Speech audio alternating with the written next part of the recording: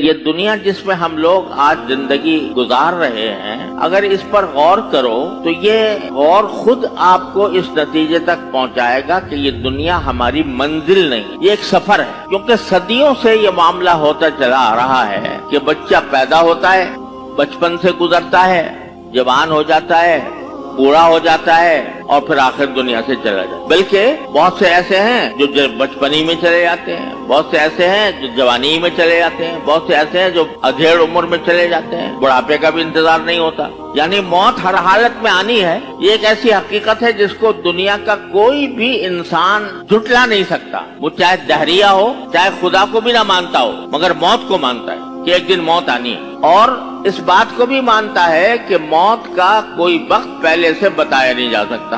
کوئی دنیا کی طاقت ایسی نہیں ہے، نہ دنیا کی کوئی سائنس ایسی ہے۔ بظاہر صحت مند آدمی نظر آتا ہے، اچانک دل کا دورہ پڑا، ختم ہو گیا۔ بظاہر صحت مند آدمی نظر آتا ہے اور اچانک اس کے دماغ کی رگ پھٹ گئی، ختم ہو گیا۔ یا اور کوئی اچانک ناگہانی حالت پیش آ گئی، کوئی حادثہ پیش آ گیا، کوئی ایکسیڈنٹ ہو گیا۔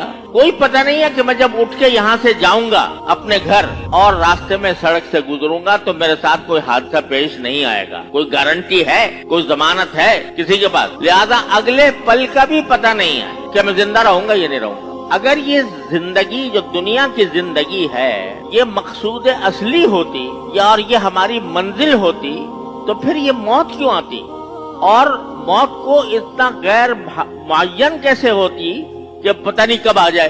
تو یقیناً اس سے معلوم ہوتا ہے کہ یہ دنیا ہماری منزل نہیں ہے۔ ایسا نہیں ہے کہ معاملہ بس اسی دنیا کے اوپر ختم ہو جائے، بلکہ مرنے کے بعد ایک اور زندگی آنے والی ہے جو دنیا کے حالات سے مختلف ہوگی، جو عارضی نہیں ہوگی، ابدی ہوگی، دائمی ہوگی، ہمیشہ کے لیے ہوگی۔